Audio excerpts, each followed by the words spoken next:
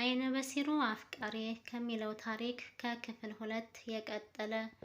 በዚህም ምክንያት ለማግባት እድል አላገኘም፣ ለራሱም ጊዜ አልሰጠም።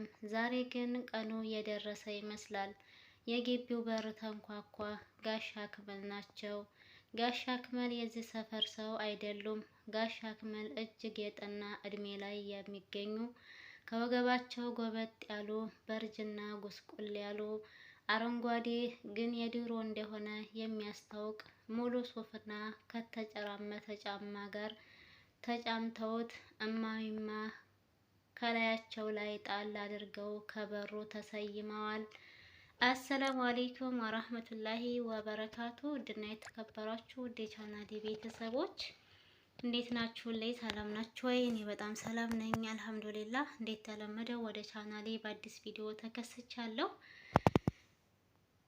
አይነ በሲሩ አፍቃሪ ከሚለው ታሪክ ከክፍል 2 የቀጠለውን ይዤላችሁ መጥቻለሁ።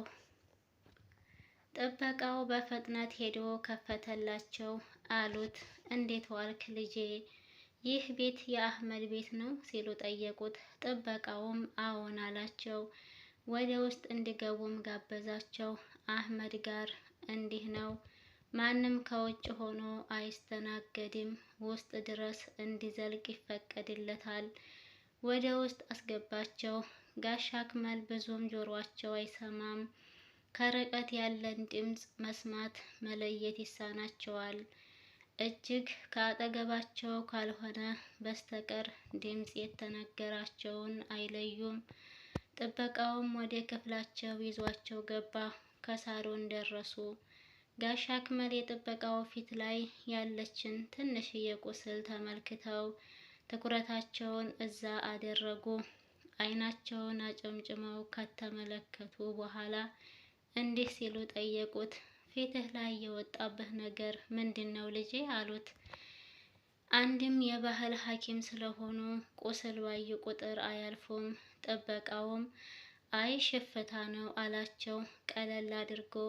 ጋሻ አክመል ግን የመስማት ችግር አለባቸውና ሽፍታ ነው ያልከኝ? የምን ሽፍታ ደግሞ? የሚያቆስል ሽፍታ ከየት መጣ?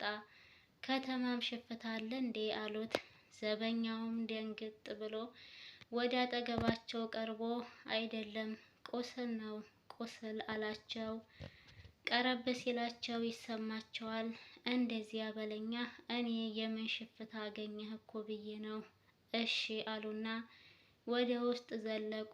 የሳሎኑ ግርማ ሞገስ አስደነቃቸው። እጅግ የተንጣለለ ቤት ሲያዩ ተመሰጡ። ዙሪያ ገቡ መቃኘት ጀመሩ። ምራቃቸውን ሲውጡ ከጉሮሯቸው ሲያልፍ ይሰማል። ጋሻ አክመል መቀመጫ ፈለጉ። ውስጥ ያሉ ሀዲሞች ቦታ ሰጧቸው። ከአረብያኑ ተቀመጡ። የሚጠጣ መጣላቸው። ሻልም አለበሷቸው። ጫማቸውንም አወልቀው ከዳር አስቀመጡላቸው። አደብ የተሞላው ምሉ እንክብካቤ። በዚህ ጊዜ አህመድ ከጓዳ መጣ። ኢስላማዊ ሰላምታ አቅርቦላቸው ራቅ ብሎ ቁጭ አለ። የት እንደመጡ ማን እንደሆኑ ለመጠየቅ አልደፈረም። ብቻ ፈገግ ብሎ ያስተውላቸዋል። ጋሻ አክመል ጉሮሯቸውን ጠራርገው ንግግራቸውን ጀመሩ። እጅግ ያማረና የተዋበ ህይወት ነው ያለህ፣ አላህ ባለው ላይ ጨምሮ ጨማምሮ ይስጥህ አሉት። አህመድም በአሚን ተቀበላቸው። ግና የምትንጎራደድ ወይዘሮ አትታየኝም አሉት። አህመድም ትዳር ማለት ነው ብሎ ጠየቃቸው። ጋሻ አክመል የምን አዳር? እኔ ለአዳር አልመጣሁም እሄዳለሁ አሉት። አህመድ ድምፁን ከፍ አድርጎ ሚስት ማለት ነው ያልኩት አላቸው። ጋሻ አክመልም አዎ ሚስት ቢጤ ማለቴ ነው አሉት። አህመድም መልሶ አይ አላገባሁም አለ። ድምፁን ቀንሶ እየተሽኮረመመ አልገባሁም። ይሄ ሰውዬ ያማዋል እንዴ? ዛሬ ውስጥ እኮ ነው ያለኸው፣ እስኪ ጥራቸው አሉ። አህመድም ወደ እሳቸው እየቀረበ አይደለም፣ አይ ሚስት አላገባሁም ነው ያልኩት አላቸው። እሳቸውም ሰሙት። እንደዛ ነው እንዴ? እንግዲህ ይቅርታ አድርግልኝ። ማዳመጫዬ ላይ ችግር ስላለ ድምፅ መለየት ይሳነኛል። ወታደር ቤት መድፍ ጮሆብኝ ነው፣ እዛ ነው እንዲህ የሆንኩት አሉት። አህመድም ችግር የለውም ጠጋ ልበሎት ስለማይሰማ አላቸው። ጥጋቦት ስለማይሰማኝ ጆሮዬን እኮ ነው ያልኩህ ሌላ አላልኩም አሉት። አህመድም በደንብ እየተጠጋቸው አይደለም ጠጋ ልበል ነው ያልኩት ይቅርታ አለና ከአጠገባቸው ተቀመጠ። ጋሻ አክመል እንግዲህ ራሴን ላስተዋውቅህ፣ እኔ አክመል እባላለሁ የአባትህ የወታደር ቤት ጓደኛ ነኝ ብለው ገና ሳይጨርሱ አህመድ አይኖቹ በእንባ ተሞሉ።